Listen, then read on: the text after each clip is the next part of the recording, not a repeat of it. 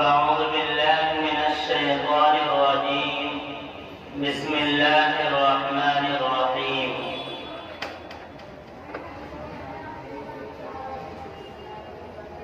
ومن يتق الله يجعل له مخرجا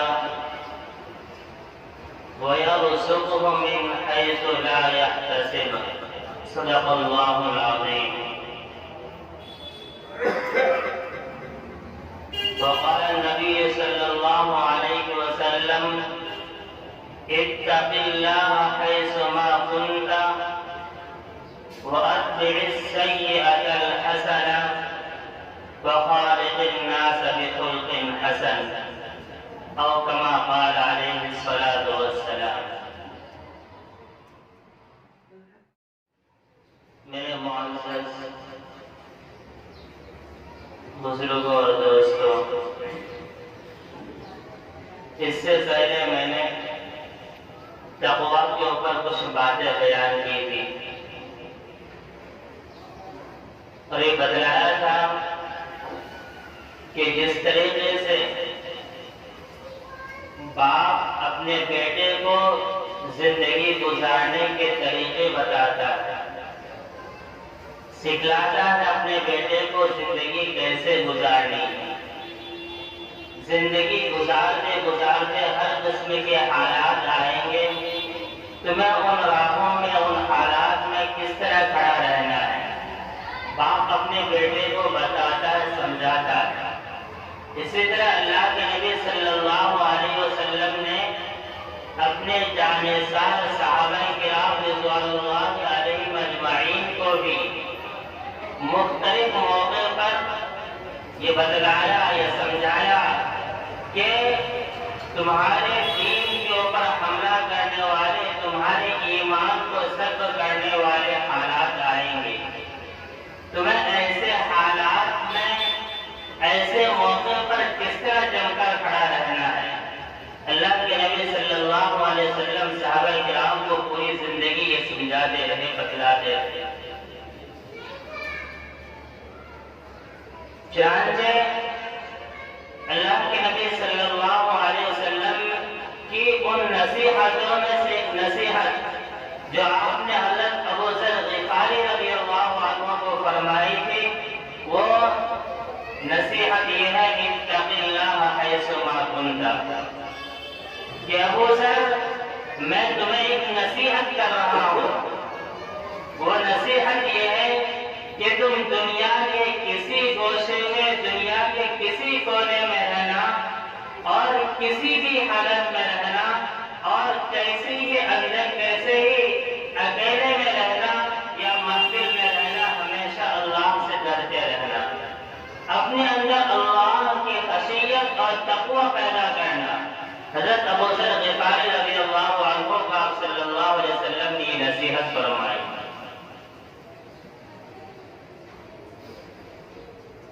یاد رکھیے، تقوی کے 3 درجے ہیں، 3 ڈگری ہیں۔ سب سے پہلے تقوی کا نام تو یہ ہے کہ انسان کفر و شرک سے بچ جائے، ایک اللہ کے سامنے جھکنے والا بن جائے، اس کے دل کے اندر ایک اللہ کا یقین آ جائے۔ سب سے بڑا، سب سے ادنا درجہ تقوی کا یہ ہے۔ اور کوئی مسلمان اس وقت تک مسلمان نہیں ہو سکتا، کوئی مومن اس وقت تک مومن ہو ہی نہیں سکتا جب تک اس کے دل کے اندر ایک اللہ کا یقین نہ آ جائے۔ تقوی کا سب سے ادنا درجہ یہ ہے۔ ہم یہ کلمہ پڑھتے ہیں، لا الہ الا اللہ محمد رسول اللہ۔ آج ہمارے دلوں کے اندر اس کلمے کی کیا عظمت ہے، کیا وقار اور کیا اہمیت ہے نہیں ہے، لیکن اس کلمے کی اہمیت، اس کلمے کی اور عظمت جو ہے وہ صحابہ کرام رضوان اللہ اجمعین کے سامنے تھی۔ صحابہ کرام رضوان اللہ اجمعین اس کلمے کی اہمیت کو اور اس کلمے کی وقار کو سمجھتے تھے۔ وہ جانتے تھے کہ اس کلمے کے اندر کیا پاور اور کیا طاقت۔ میرے دوستو،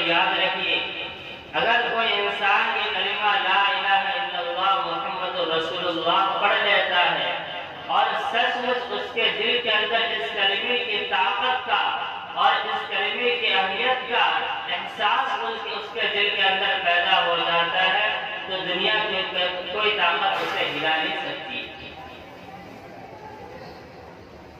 دنیا کی کوئی طاقت اسے ہلا نہیں سکتی ہے۔ لیکن آج ہمارے دلوں کے اندر اس کلمے کی اہمیت نہیں ہے۔ تو سب سے پہلی چیز تقوی کے لیے ہے کہ انسان اپنے دل کے اندر ایک اللہ کا یقین بٹھانے، اور یہ بٹھانے کے ماننے والی ذات، پیدا کرنے والی ذات، کھلانے والی ذات، پلانے والی ذات، اور پریشانیوں کے اندر مبتلا کرنے والی ذات، پریشانیوں سے نجات دلانے والی ذات، نکالنے والی ذات، بس وہی اللہ کی ذات ہے۔ سب سے ادنا درجہ تقوی کا، پہلا درجہ تقوی کا یہ ہے، اور دوسرا درجہ تقوی کا یہ ہے کہ انسان حرام کاموں سے، ناجائز کاموں سے بچتا رہے۔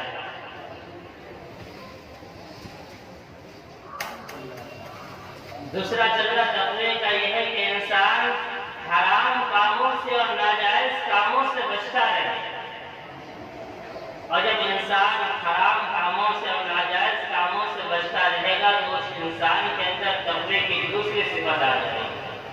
آپ ذرا دل کے اندر سوچئے کہ آج ہمارے اوپر یہ جو ظلم کیا جا رہا ہے، ہمارے اوپر جو حالات آ رہے ہیں، یہ اس لیے نہیں کہ آپ مالونی کے رہنے والے ہیں، اس لیے نہیں کہ آپ ممبئی میں رہتے ہیں، اچھا کھاتے ہیں، اچھا پیتے ہیں، اس لیے نہیں، صرف اس لیے کہ آپ ایک کلمہ لا الہ الا اللہ محمد رسول اللہ کے پڑھنے والے ہیں۔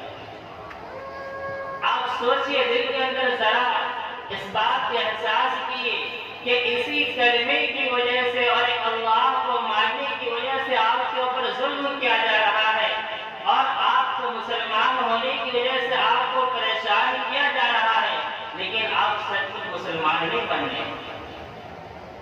ایک انسان ہے کہ وہ جرم کر رہا ہے اور جرم کرنے کے بعد اس کو پیٹا جا رہا ہے، تو اس انسان کو احساس ہوتا ہے کہ ہاں میں نے جرم کیا ہے۔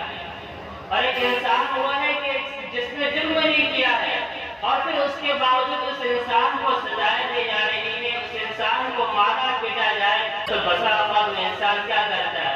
اس انسان کے دل کے اندر احساس پیدا ہو جاتا ہے کہ میں نے یہ جرم کیا ہی نہیں، میں نے یہ غلطی کی نہیں، پھر بھی مجھے پیٹا جا رہا ہے، مجھے سزائیں دی جا رہی ہے، تب میں وہ جرم کیوں نہ کر دوں؟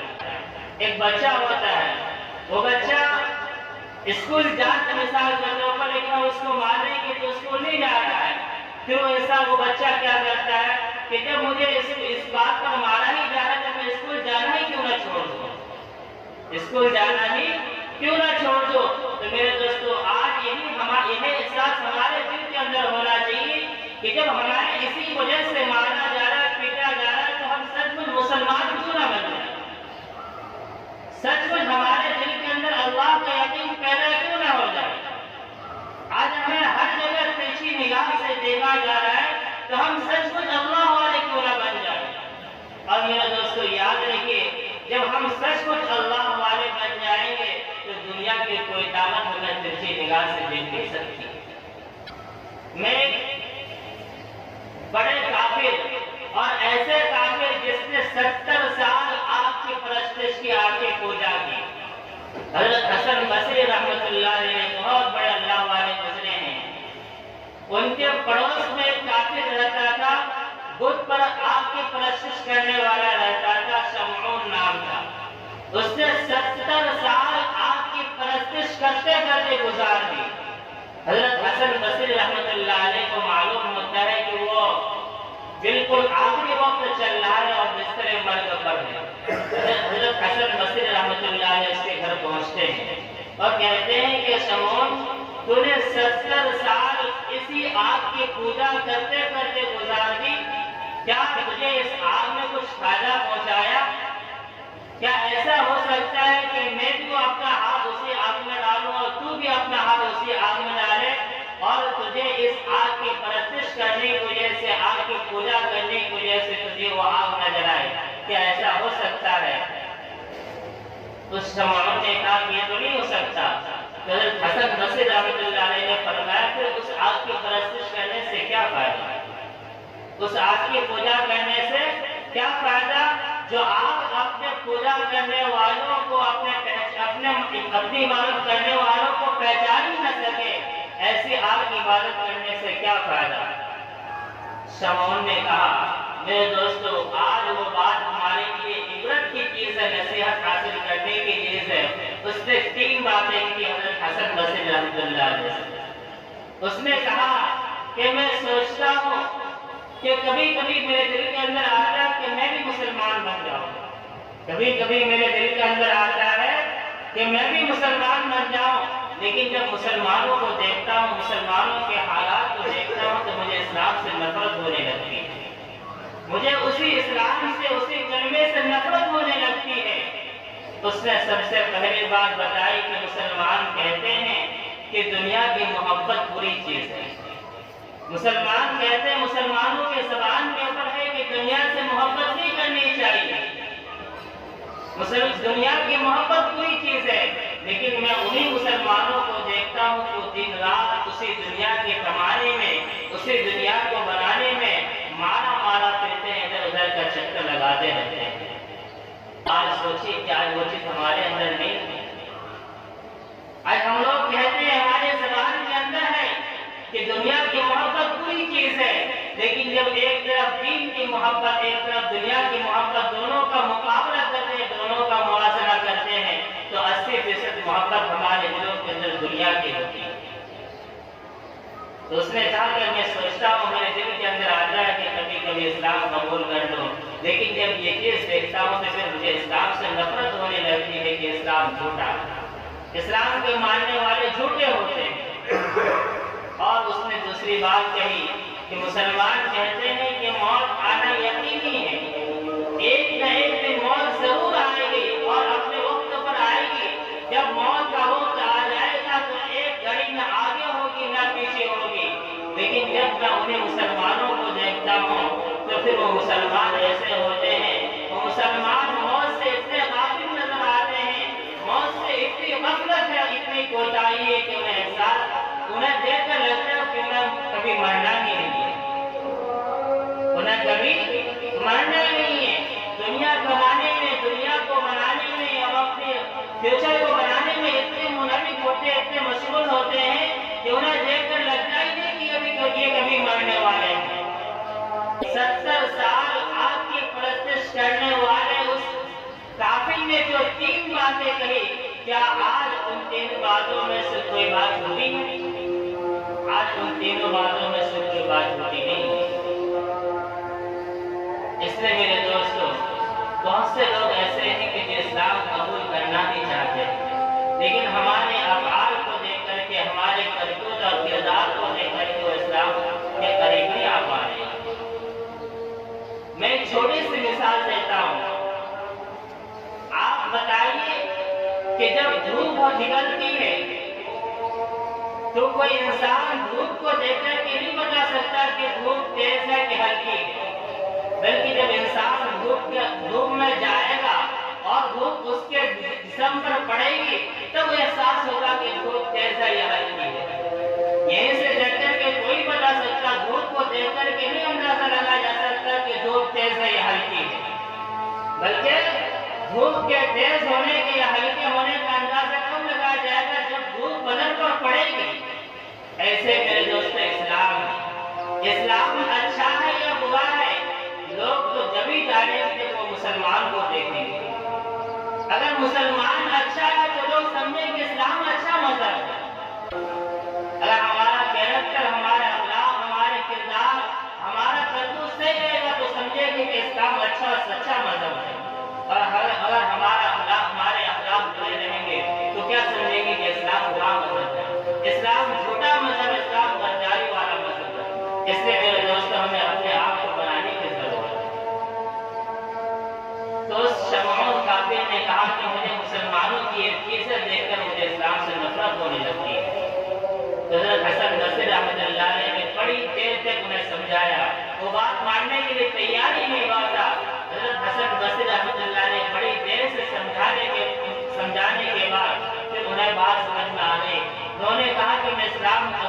ہوگا، لیکن ایک شرط ہے۔ وہ شرط یہ ہے کہ آپ مجھے یہ لکھ کر دیں کہ میرے اسلام قبول کرنے کے بعد اللہ تعالیٰ مجھے جنت میں داخل کریں گے، میری مغفرت ہو جائے گی۔ میں نے 70 سال اللہ کی نافرمانی میں گزار دی ہے، اللہ تعالیٰ مجھے بخش دیں گے، میری بخشش فرما دیں گے۔ حضرت حسن بصری رحمۃ اللہ علیہ فرماتے ہیں کہ میں نے یہ اس کی شرط منظور کر لی اور میں نے اسے ایک کاغذ پر لکھ کر دے دیا کہ ہاں اگر تو اسلام قبول کر لے گا تو اللہ تعالیٰ تیری بخشش کر دیں گے۔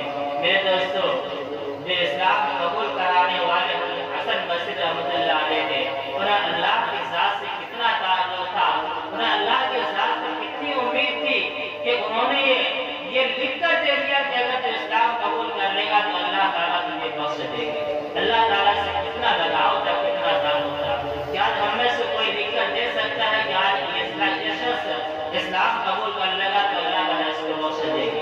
نہیں لکھ کر دے سکتا۔ آپ اندازہ لگا سکتے ہیں کہ اللہ تعالیٰ سے کتنا لگاؤ تھا۔ انہوں نے لکھ کر دے دیا کہ ہاں اگر اسلام قبول کر لے گا تو اللہ تعالیٰ تجھے بخش دیں گے۔